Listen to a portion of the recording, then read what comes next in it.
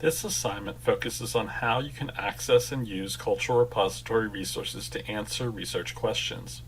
Before you begin, let's take a minute to review what a cultural repository is, what are some examples of cultural repositories, and how you can discover what resources are available. A cultural repository is an institution that collects cultural artifacts for research purposes or to display to the general public.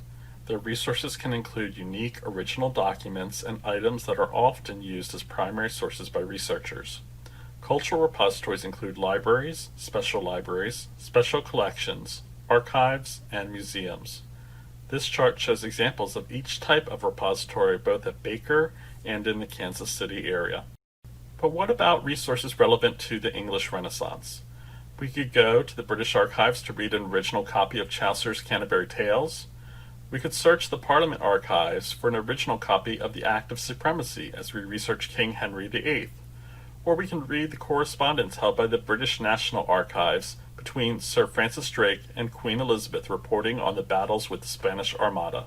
In some situations, we might be familiar with the relevant cultural repositories for our research. For example, if I'm researching a topic in British history, I might think to go to the British National Archives. Once a repository is identified, I can use the catalog, finding aids, online exhibits, or digital collections to find relevant information.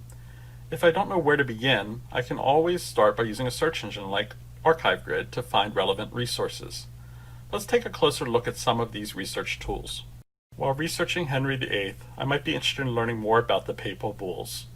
Given the historical nature of this topic, I might conduct a search on the British National Archives website using their catalog search box to find more information. If I find a relevant result, I can click on the title to learn more about the resource. Given the large amount of materials that cultural repositories house, they can't make every item searchable.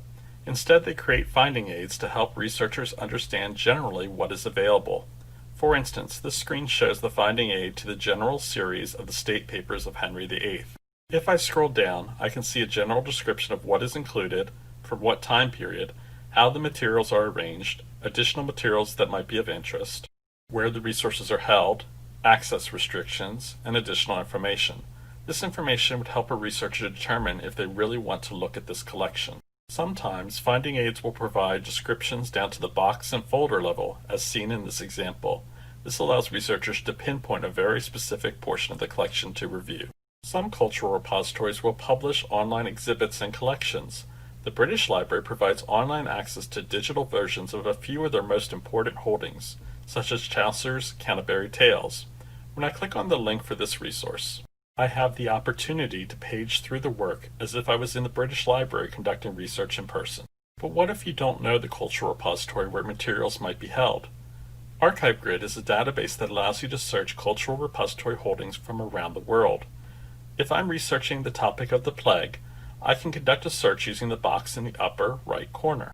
With over 1,500 results, it might be good for me to narrow my search using the Summary View tab at the top of the screen. This allows me to narrow to specific people, groups, places, archives, archive locations, and topics. In this case, I notice that there's a specific topic for the plague with 149 resources. If I click on the word plague, then I can review these resources and click on any resource that interests me. Then I will be able to learn more about the resource and can reach out to the repository if I want to find out more. Now that we have reviewed how to find and research cultural repositories, you have an opportunity to apply this information in the assignment below.